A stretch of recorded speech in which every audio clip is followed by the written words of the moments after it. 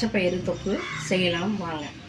இது ஒரு நான் எங்கள் வீட்டில் இருக்கிறதுக்கு ஏற்ற மாதிரி ஒரு அரை அழாக்கு பச்சைப்பயிரை ஒரு குக்கரில் 4 விசில், சுண்டலுக்கு நீங்கள் வேக வைப்பீங்க இல்லைங்களா, இந்த மாதிரி பொருட்கள்.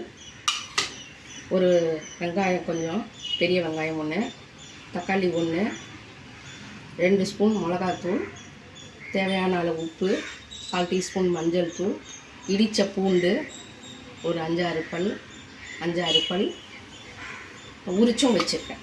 ஏன்னா இது கொஞ்சம் வாய் தொந்தரவு கொண்டதால் இஞ்சி பூண்டு பேஸ்ட்டும் போடணும். ஒரு 4 டீஸ்பூன் எண்ணெய் ஊற்றிக்கிறேன்.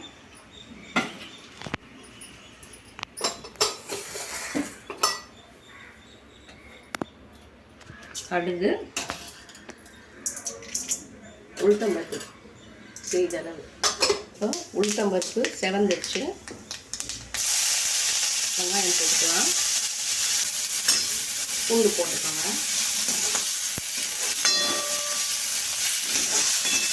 தக்காளி போட்டுக்கோங்க,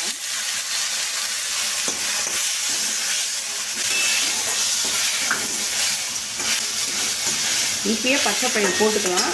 இந்த தக்காளி இப்படி இருக்குன்னு நினைக்காதீங்க, அது கொஞ்சம் ரெண்டும் சேர்ந்து இழஞ்சி வரும். பச்சைப்பயிறு போட்டவுடனே கொஞ்சம் நல்லா இழஞ்சி வரும், அதுக்காக தான். இப்போ இஞ்சி பூண்டு பேஸ்ட் போட்டுக்கோங்க, ஒரு 2 ஸ்பூன். இப்போ வேக வச்ச பச்சைப்பயிரை குக்கர்லேருந்து போட்டுடுங்க. இப்போ இந்த மிளகாத்தூள், உப்பு, மஞ்சள் தூள் எல்லாத்தையும் போட்டுடுங்க.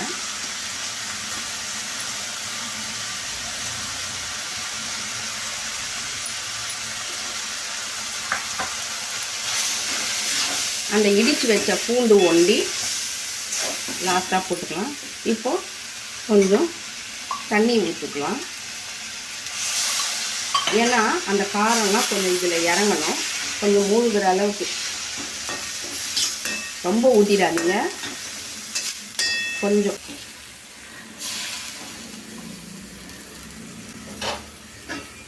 நிமிஷத்துக்கு அப்புறம் பார்க்கலாம். இப்போ திறக்கலாம், கரெக்டாக இருக்கும்.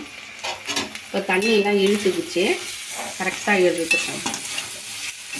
அடி பிடிக்கிறதுக்கு முன்னாடி பார்த்து பக்கத்துலேயே இது பண்ணுங்கள். இப்போ அந்த காரம், உப்பு, புளிப்பு எல்லாம் அந்த பச்சைப்பயிறு இழுத்துன்னு இருக்கும். இப்போது பூண்டையும் கருவேப்பிலையும், இடித்த பூண்டு கருவேப்பிலை போட்டு, வேணும்னா ஒரு 2 டீஸ்பூன் எண்ணெய் இறக்கிடுங்க.